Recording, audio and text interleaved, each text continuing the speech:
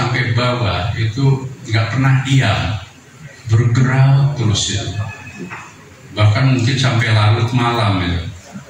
Iya, di daerah-daerah yang terjauh itu ketika misalkan saya sering cerita ke Pulau Arar, satu pulau terpencil di Papua Barat, masyarakat hanya punya SD Impres warisan Pak Harto. Setelah reformasi tidak ada satupun. Di situ Hanisia mendirikan TK Aba.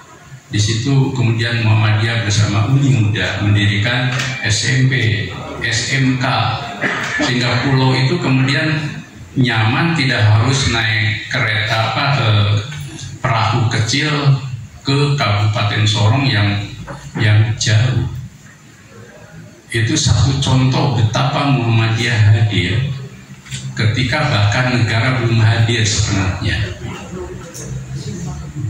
dan bisa dan berkembang, dan di situ 50-50 antara Muslim dan Kristen, dan mereka hidup rukun untuk membangun kehidupan bersama dengan tetap memelihara keyakinan masing-masing. Itu kan elok sekali gitu ya. Kalau di kota-kota besar ya jelas ya kelihatan sekali. Kita punya 73 perguruan tinggi dari besar sampai yang kecil, Malang seterusnya. Mungkin kalau WMSB kategorinya menengah ya, menengah nanti jadi naik juga, yang lain kecil-kecil jadi besar. Saya pikir di daerah-daerah sudah mulai bertumbuh itu. Universitas Maluku Utara dulu kecil, sekarang mahasiswanya sudah hampir 10.000. Universitas Muhammadiyah Sorong di kota sekarang mahasiswanya sudah 6.000 lebih, dan mayoritas ya non muslim yang kuliah di sana. Nggak gampang loh mengajarkan al-Islam dan kemuhammadiyahan kepada mereka. Tapi nyanyi Sang Suryanya kalah orang Sumatera Barat. Jadi ini kan mutiara sebenarnya, cuman kita ini kemudian tidak bisa menjadikan itu sebagai sebuah pride, sebagai sebuah kebanggaan.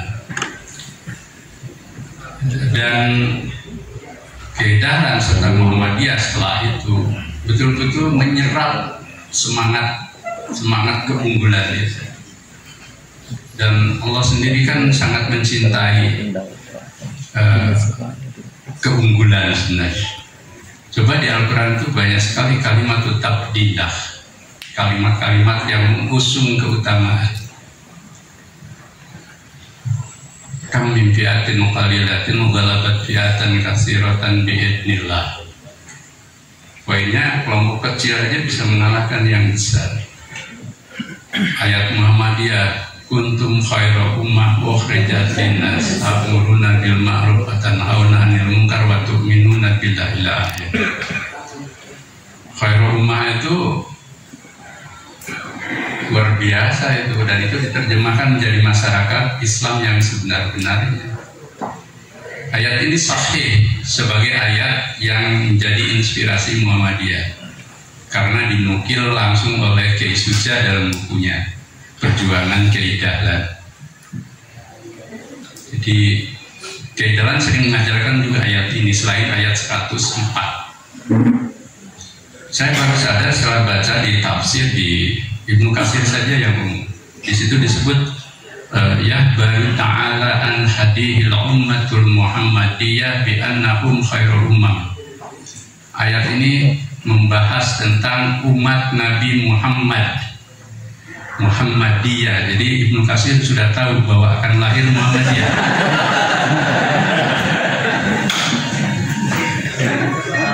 Sesungguhnya mereka adalah orang-orang yang terbaik. Dan merujuk pada hadis Ibnu Abbas itu sahabat Nabi yang didoakan oleh Nabi sebagai orang yang paling paham tentang tafsir Al-Quran. Dia putra Abbas dari keponakan Nabi yang kemudian dimakamkan di Taif ya, kita pernah lihat makamnya itu. Dan sekarang banyak dirujuk itu untuk mengkaji tafsir-tafsir yang otentik.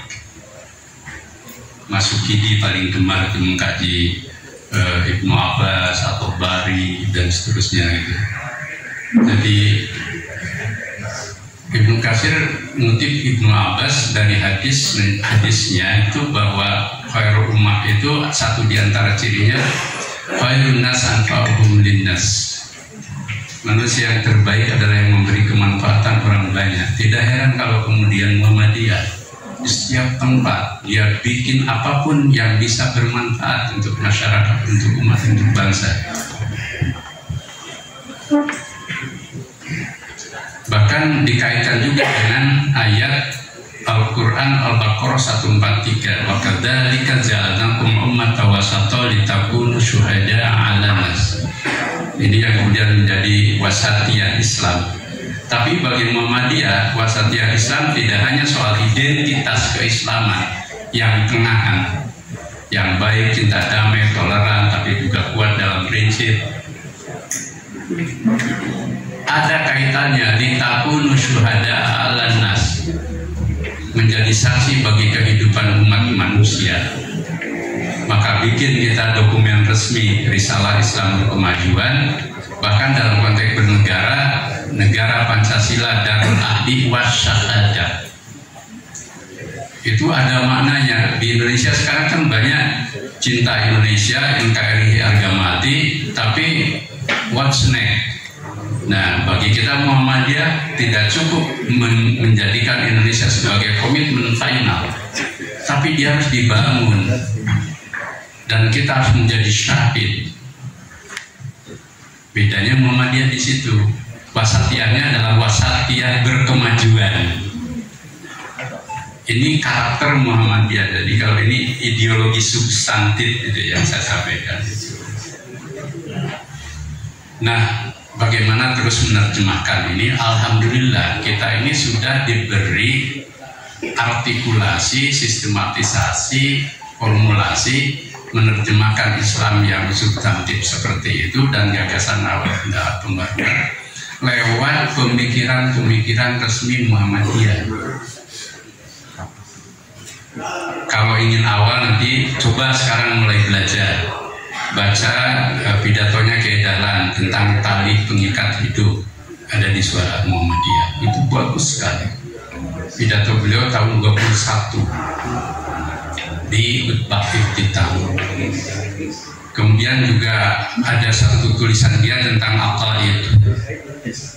Lalu yang ditulis oleh muridnya, temannya juga sebenarnya, yakni Kiai Haji, 2 buku.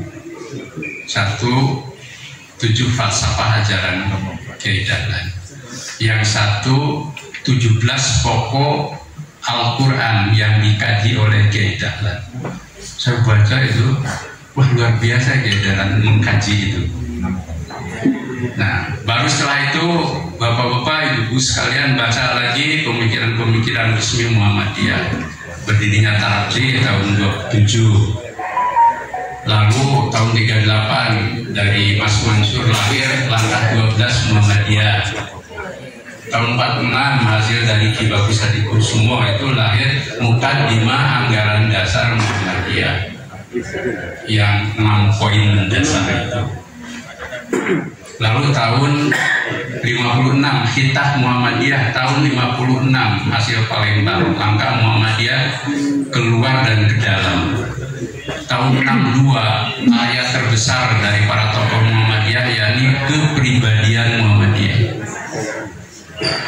Bapak Ibu sekalian baca 10 sifat saja Muhammadiyah, tapi menerjemahkannya itu yang nggak gampang. Kemudian tahun 69 ada banyak konsep gerakan jamaah, dakwah jamaah. Kemudian Hitah Ponorogo tahun 69. Lalu konsep reformasi atau retasdid organisasi. Ini jangan dibaca ini. Kemudian tahun 71 lahir Hitah Palembang, Hitah Ujung Pandan. 78 Hita Surabaya. Nah, baru setelah itu tahun 2000 mulai banyak lagi karya-karya yang kebetulan saya terlibat di situ. Pedoman Hidup Islami Warga Muhammadiyah di Jakarta. Kemudian tahun 2002 dakwah kultural hasil Denpasar. Kemudian hasil Denpasar juga ada cerita berbangsa bernegara. Ini kompilasi dari seluruh Hita sebenarnya. Ruang-ruang yang tidak terisi di Hita sebelumnya diisi di sini. Cuman nggak cukup waktu kita jelasin. Kemudian setelah itu kita punya konsep lagi, makin kesini makin berkembang. Ada yang disebut dengan visi visi karakter bangsa, pandangan tentang kebangsaan. Tahun 14-15 kita menghasilkan Indonesia Berkemajuan. Lalu di Muktamar Makassar lahir satu konsep lagi tadi, Negara Pancasila Darul Ahdi Wasahadah dan konsep dakwah komunitas. Nah, yang terakhir Risalah Islam Berkemajuan. Kesimpulannya, baca itu kemudian diformulasikan, ketemu sebenarnya. Oh, ini bingkai kita, ini arah kita. Jadi pimpinan-pimpinan Muhammadiyah sekarang sebenarnya tidak perlu merumuskan lagi karena sudah lebih dari lengkap. Belum fikih-fikih konsep fikih kontemporer atau fikih jadid karya Tarjih. Jadi kalau saya jadi peneliti, sebenarnya tidak ada organisasi Islam yang paling kaya pemikirannya. Mungkin bisa didorong nanti kalau sudah buka ini program S3 studi Islam UMSB itu penelitian soal pemikiran-pemikiran resmi Muhammadiyah yang itu sangat mendasar. Nah, sekarang yang perlu kita tadi kepemimpinan yang bisa menggerakkan nilai, konsep, kemudian menggerakkan kemajuan. Alhamdulillah sekarang ini semangat Muhammadiyah luar biasa, termasuk di Sumatera Barat. Nah, tinggal bagaimana menjaga kontinuitas ini dan terus ada akselerasi sampai ke bawah. Wilayahnya semangat, daerahnya lebih semangat lagi, kan itu. Daerah semangat, cabang ranting lebih semangat lagi. Amal-amal usaha juga begitu. Nah, tinggal bagaimana ada konsolidasi yang semakin kuat. Kita tidak boleh lagi konsolidasinya bersifat administratif, tapi konsolidasi yang memperkokoh ukhuwah kita, ya. Kemudian kebersamaan sistem kita, dan lebih lagi kalau ke depan bisa konsolidasi keuangan, konsolidasi aset, dan aset kita kan luar biasa sebenarnya. Nah, ini sedang digarap oleh PP Muhammadiyah.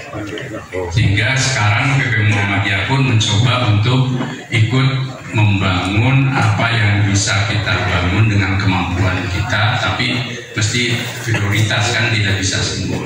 Di kawasan-kawasan yang memang itu kita memerlukan campur tangan PP Muhammadiyah. Tapi bersamaan dengan itu tidak boleh lupa dinamika yang tumbuh di bawah itu tidak boleh padam. Harga termahal dari karakter Muhammadiyah itu apa? Kemandirian dan tumbuh dari bawah. Bantuan bagus, apalagi banyak orang simpati pada Muhammadiyah. Tapi tidak boleh melunturkan kemandirian kita, semangat kita untuk membangun, dan apa yang disebut dengan inner dynamic, yakni semangat yang menyala-nyala terus dari dalam diri kita untuk maju dengan kekuatan kita.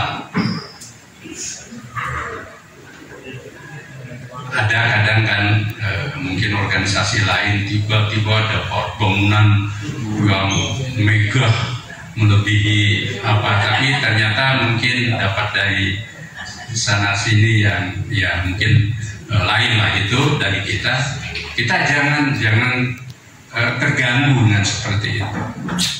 kita punya kekuatan yang luar biasa. Stimulan itu oke, ya, tetapi inner dynamic itu harus tumbuh dari kita. Dan saya percaya Sumatera Barat itu kan punya tradisi besar. Hampir semua tanya, kalau tokoh-tokoh nasional dulu gitu kan, mesti dari Sumatera Barat. Tadi cerita tentang Syekh Khatib ya, itu kan. Nah, sekarang kan era di mana generasi kita di Sumatera Barat juga punya etos ilmu, etos dagang, etos wirausaha, etos apa lagi? Merantau itu kan mengglobal kan, ya berdiaspora. Nah, ini harus tetap hidup, dan tidak kalah pentingnya dulu juga etos diniahnya itu, etos belajar ilmu agamanya. Nah, kita masa lalu jadikan sebagai virus untuk reproduksi, tapi tidak untuk, kalau bahasa orang Jawa, kelangenan. Kelangenan itu menikmati nostalgia ya. Kelangenan itu nostalgia. Jadi kalau di Jawa itu orang udah siang-siang pensiunan terus punya burung gitu kan ya. Itu kelangenan, lalu nyetel lagu-lagu yang istilahnya itu lagu Jawa yang kemudian nyaman sekali tidur ya. Nah, kita jangan terbuai dengan itu, nanti tahu-tahu orang sudah di depan gitu. Nah, yang terakhir, ketika kita bicara tentang orang sudah di depan, saya ingin berhitung begini. Kita boleh protes kalau ada temuan survei atau apa bahwa jumlah kita itu sedikit dibanding yang lain. Ya, boleh kita protes, tapi juga tidak ada salahnya kita muhasabah. Jangan-jangan memang kita ini mengalami stagnasi di dalam hal merangkul umat, merangkul warga yang heterogen dan di luar rumah kita. Mungkin karena pendekatan kita, dakwah kita yang ketinggalan dari yang lain. Manusia ini kan banyak ragamnya. Ada yang ke masjid karena sedang mendapat stimulan hidup, entah karena bahagia atau karena dia menderita kan gitu. Itu manusiawi gitu kan. Kemudian ada orang ingin organisasi karena orientasi, kalau masuk organisasi ini tuh nanti tahu-tahu bisa jadi lurah gitu kan gitu. Bahkan bisa pindah organisasi kan gitu. Jadi macam-macam manusia itu kan. Tapi kita jangan terlalu itu, kita terus perluas dakwah kita. Kalau dulu dai-dai Muhammadiyah itu baik dari Sumatera Barat maupun dari Jawa bisa berdiaspora kemana saja, sehingga Muhammadiyah menjadi organisasi paling meluas jaringan organisasinya. Ya, kita harus terus belajar sekarang. Terutama teman-teman di cabang ranting daerah, coba hitung warga Muhammadiyah berapa, tiap tahun bertambah berapa, baik yang anggota maupun yang ber-KTA sampai ke simpatisan. Perlulah, sehingga kita ini menjadi organisasi yang juga meluas. Toh dulu pernah terjadi kan, tahun 22 itu Muhammadiyah sudah kemana-mana loh, ke Aceh sampai 26 sudah ke Papua. Itu tidak mungkin dilakukan oleh mereka yang eksklusif, mesti yang inklusif, termasuk yang dari Sumatera Barat. Antara lain Buya Hamka misalkan. Buya Hamka itu kan sampai terkenal di mana-mana. Di Malaysia itu udah idola itu. Nah, kita jangan terus cerita Buya Hamka, Buya Hamka yang sekarang mana? Hamka kecil, Hamka muda gitu kan. Jadi ada filmnya, tapi itu film tidak hanya jadi kesenangan saja, harusnya jadi inspirasi kita untuk terbakar etos kita gitu kan. Saya yakin kalau inner dynamic ini dibangkitkan lagi, Sumatera Barat dasar deh, potensi besar ke situ. Apalagi kalau asumsinya katanya setiap orang Sumatera Barat itu Muhammadiyah. Nah, kita jadikan ekosistem budaya ini untuk direbut kembali. Jangan sampai malah sudah Muhammadiyah lepas ke tetangga. Iya. Kan berarti robohnya surau kami atau surau kita. Dulu katanya Muhammadiyah, Sumatera Barat itu identik dengan Muhammadiyah. Jangan lengah, tahu-tahu nanti hitungannya berbalik. Karena kita lengah. Keluarga kita, tetangga kita tidak tersantuni, tidak. Bu Yanwar masih banyak sensitivitas terhadap orang-orang yang menderita, orang-orang yang kurang, orang-orang yang galau hidupnya. Itu harus dirangkul dan memperoleh cahaya keagamaan dan solusi dari kita. Kalau tidak, ya nanti disantuni oleh mereka yang bawa supermi. Jangan nyalah-nyalahkan kalau kita nggak bawa supermi. Maka ada seloroh. Muhammadiyah ini selain punya pendapat, harus banyak pendapatan. Karena sering orang yang terlalu banyak pendapat itu pendapatannya kurang.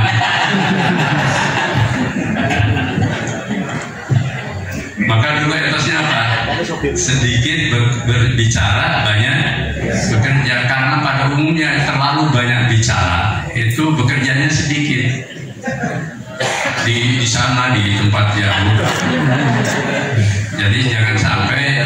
Coba aja sekarang hitung, tanya Pak Anwar yang paling tahu berapa naga di Indonesia itu atau konglomerat besar, bicaranya jarang terdengar itu, tapi merasuk ke seluruh negeri. Sementara kita tokoh-tokoh Islam banyak sekali bicaranya, pendapatannya yang sedikit. Jadi ini perlu, insya Allah Muhammadiyah itu seimbang lah gitu. Nah yang terakhir, amal usaha itu pilar strategis kemajuan kita dan juga peradaban bangsa. Sebenarnya kita ini masih belum maju Indonesia itu di bidang pendidikan. Human Development Index kita masih di bawah ASEAN, tingkat keunggulan kita di bawah ASEAN.